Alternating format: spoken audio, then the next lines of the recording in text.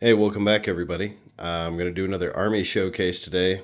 Um, so about the lack of video the other day, I just got back from a road trip with my wife. We headed down south for a little bit, but now I'm back. And what I want to show you today is the Sons of Desolation. The Sons of Desolation is an army that I just got done with, and by that I mean I'm not really going to be actively adding any more miniatures to this particular army.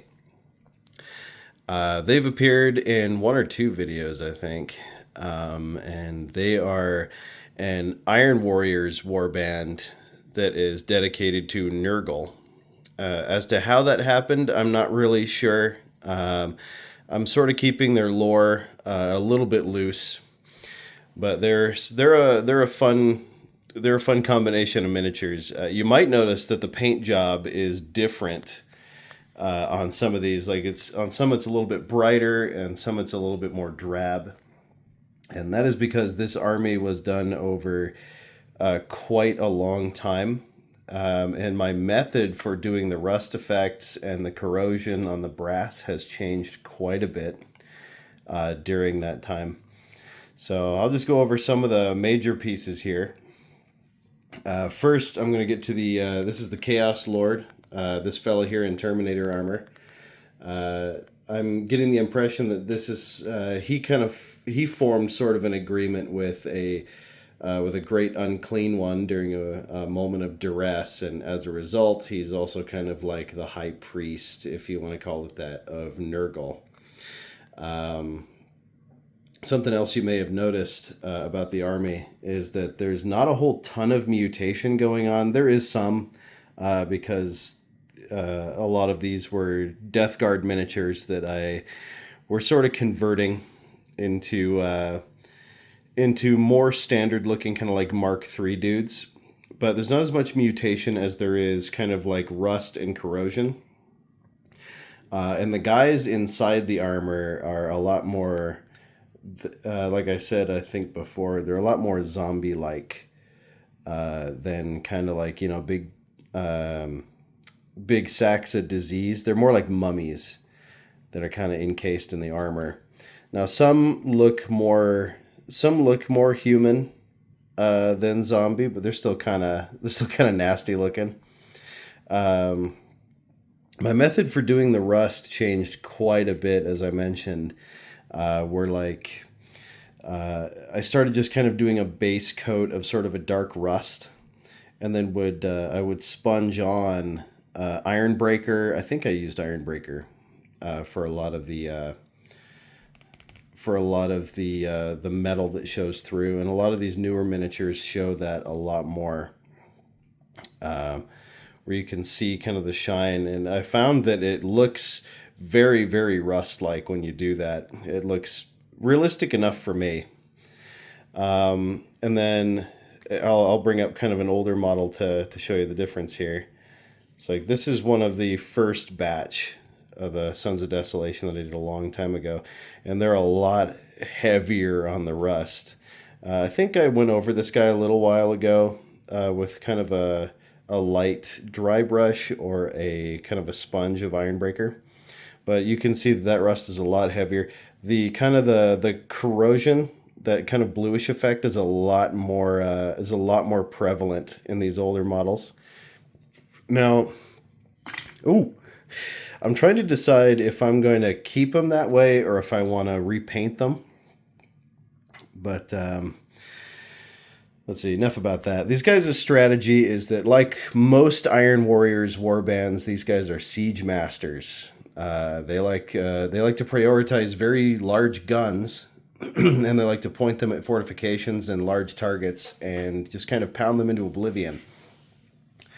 And I've played these guys in both 8th edition Warhammer and in one page rules. So we have the we have the triple vindicator for line breaker bombardment, just for good measure. Running a lot of Hellforged stuff, like out of the Imperial Armor Chaos. So you kind of have the Hellforged Typhon. We've got the two Hellforged Leviathan Dreadnoughts, and we have a cheeky little Spartan heavy tank there.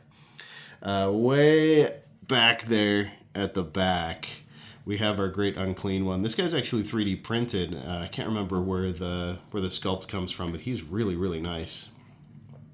This is the greater demon that the Chaos Lord made a pact with. And I don't really have a name for him. I've given him a couple of names. I think the last one I gave him was like Flatula or something. But I've yet to play him on the table. I really want to, and then we've got some some plague bearers over there for him that I made out of some old Age of Sigmar zombies that I had laying around. So we converted them. And then here we have sort of like this is just sort of a typical Hellbrute. I don't really like the organic look of the Hellbrutes. So we actually used kind of a Castor Ferrum Dreadnought. Did a little bit of kit bashing. We put kind of a big Predator cannon on the side of him. Then back here we kind of have your typical Phobos Land Raider as well. These knights over here are not actually part of the warband. They're allies of the warband. These are Nurgle aligned Chaos Knights. I tend to like to name my knights. This big guy back here is called the Death of Hope. And he is, well, statistically he would be a Knight Abominant. Those aren't really in Warhammer 8th edition. But you know where this guy works, especially with like the two kind of power lashes he's got there. You can actually build this guy in one-page rules, and he's insane. That's absolutely insane. Like each one of those lash things there has like 12 attacks, plus the stomp attacks. I give him a rocket pod and a hull fuser, and he also has psychic powers. So and that's plus the stomp attack. So he's got like 20. He's got like what? He's got like 28 attacks total, plus the psychic powers. It's absolutely ridiculous. These two guys here, they don't have names yet. I'm thinking about calling them Spite and Misery, because that sounds kind of edgy and cool. I have not played these guys on the table yet. I have played Death of Hope, and I thought he was kitted for kind of like anti-chaff, like... it's like 20 something attacks, not a whole ton of AP, but the in OPR those lashes all have reliable, so they're all hitting on 2s. They also have rending, so they stop regen, and 6s they have AP4. It's out of this world. It's crazy. But these guys their history is kind of unknown. They tend to, in my own canon, they tend to appear on random battlefields through 40k history. Like they were present for the fall of Cadia. They didn't do anything huge, obviously, but they were there.